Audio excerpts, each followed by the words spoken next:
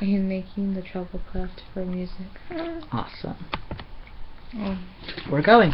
Hey everyone, in this video we're going to talk about persuasive essays and how what you're taught in high school really does not apply. It's a good foundation, but I'm sorry.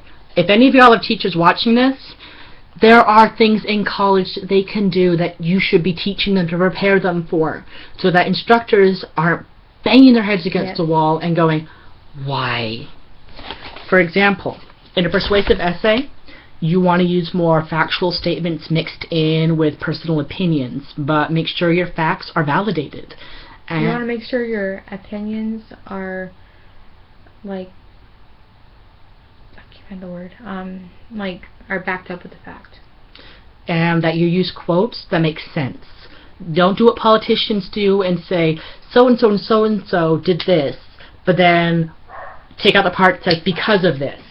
Mm-hmm. You want to use full sentences like that, and you can summarize, but be careful when you do that. You want to stay away from statements that say you. Like, you are going to be doing this when this happens in persuasive essays. You can use I statements. Like, I have found in my own personal life that yada yada yada has happened.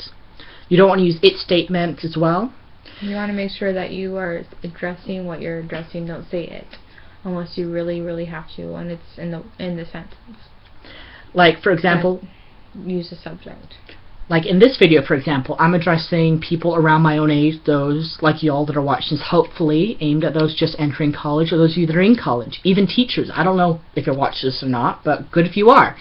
But a lot of it is you want to make sure that your audience is taken into account. Mm-hmm. If you're addressing your best friend versus a teacher versus an administrator in a college that you've never met, but if you ever want a hope of a response, you got to make sure that you're persuading to their level. Yeah.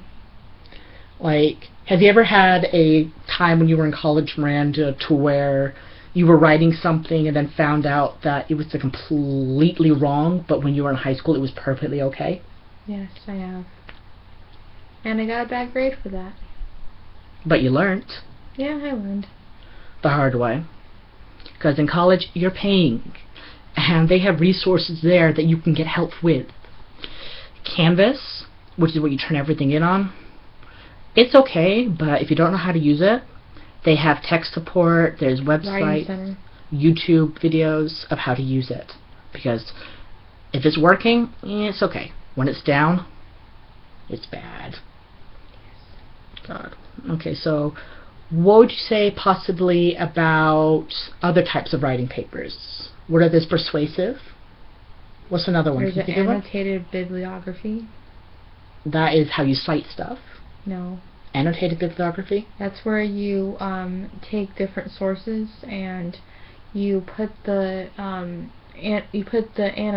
at the top, but then of the thing, and then you have to basically summarize and paraphrase and reflect on that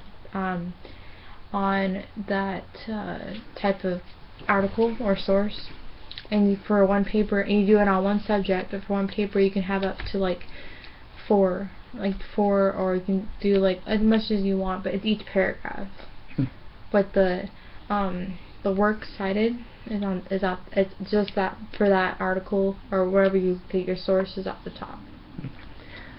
I was talking to an actual instructor who teaches at a college. I'm not saying who they are, just because, but let's call them Jane Doe.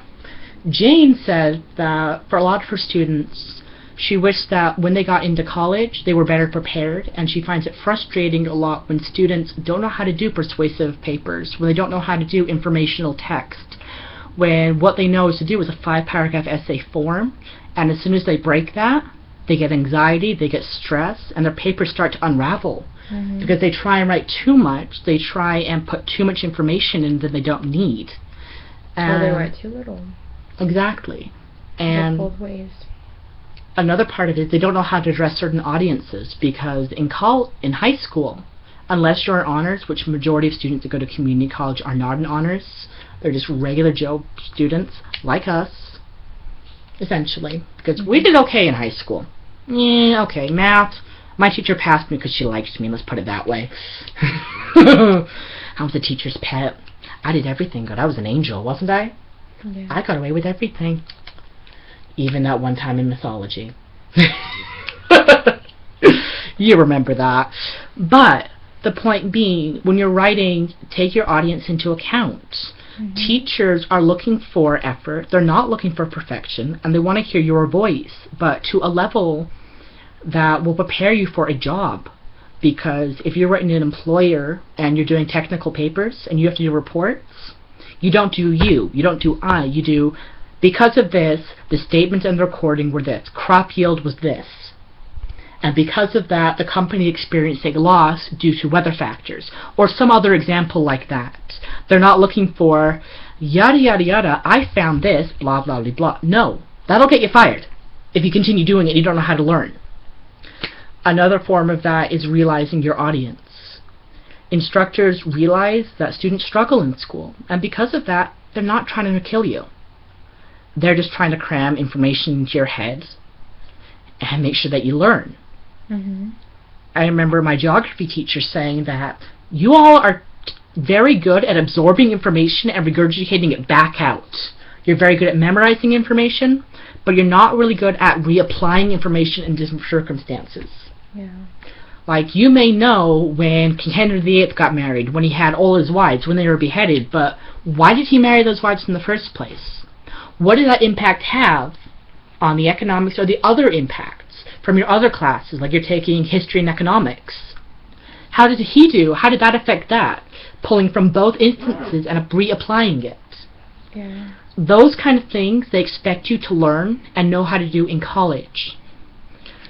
Now, a lot of the information I have here is also backed up by sources that I found within the research doing for this. We'll eat soon. Soon! We're videotaping. And anyway, that's a father. Whatever. But, a lot... Yeah, you're laughing, aren't you? Come on, let it out. Let it out. You can scream and shout and let it... Wait, that's the song about orgasm. Never mind. But, a lot of it is very important. It is! I remember what Gordon said. Do you remember what Gordon said about college? That in college, instructors don't care if you fail at the end of the day because you paid for your classes. If you want help, you gotta get it. If you're struggling in school, get help. And that's one thing I'm reading a lot doing research on this, is realizing that instructors are frustrated when students don't come to them for help. Yeah. And they wonder why they get frustrated at their class, and the students are like, oh my god, why are they such a bitch? Why are they this and this and this? Now granted, there are some instructors that should not be allowed to be in a classroom or within 100 feet of students, I swear to god. Because some of them are creepy, some of them are weird, and some just shouldn't teach at all. Or they're overqualified, and they have the ego complex up to here. But, the point being, I can do more than that, I'm cracking knuckles. But, the point is, you have to be able to ask for help. If you are doing a technical paper, look up examples. When I was doing a persuasive essay, I Googled it. I Googled how to write a persuasive essay to find examples. Because we hadn't written one in a while in the class, and I couldn't find the documents where I wrote them in the past. So I used my resources. I went online, I asked my teacher, I set up help time to go into her office hours and get help. You also go to the writing center. Yeah, the writing center, depending on the campus that you're on, it truly helps. Or a tutoring center. Go to the tutoring center. The tutors that are your best friends. Bring food in there, bring snacks, drink water, coffee. Most will let you eat there because they realize you're stressed and everyone's is just meh. People work weird schedules as well. Yeah. The fact being is that when you are writing, you have to be able to be adaptive and flexible. If you're struggling on a genre of writing, Google it, look it up, look up examples on text. Realize what are good sources and what are bad sources when it comes to resourcing something. Because you have to have that balance. Like, have you ever written something in high school that was an A paper, but then looking back at it, if you wrote that in college, it'd be a C paper? Yes. Like, a lot...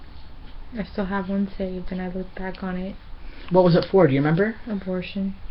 Did you get an A on it? I got a 98 in high school on it. And looking back, if I wrote that in college, I would have gotten at least a C. Because the bar is raised. You're not babied, you're not coddled anymore in college. Yeah. That's not bad. It's like a bird in the nest. It's like a newborn in the bird's nest. Mama bird has to push them out to let them fly. It's the same with college and high school. In high school, they teach you a certain mold and a certain way to think. And for a lot of you now, with Common Core coming out, that's a bit different, and that's going to be a struggle. I'm happy I got out when I did. Are you happy? Because the stuff they're having to learn now, my little sister has been doing that mostly her whole life, and what they learn now is so different. It's insane. I mean, they'll be smarter in the long run, and they'll probably do better. But, and Arizona has to raise its standards anyway. Because I see a lot of people in lower English classes, and when I talk to them, they're not stupid. They're quite intelligent. It's just the education didn't really do them much good. And a lot of that is they didn't have the resources that they needed. They were afraid to ask for help. They were prideful, and they realized, I can do it on my own, because in high school I could do that and I got A's. Well, good for you if that happened, but unless you're an AP student or doing online college classes as well, it's not going to do you much good. And we will continue this in possibly another video. Any questions, please comment below, and I will be sourcing some of the sources that I found, bits and pieces of this, in the video descriptions as well. If you have any questions, let me know. Okay? Cheers! Anything else, Miranda? No. Okay, adios.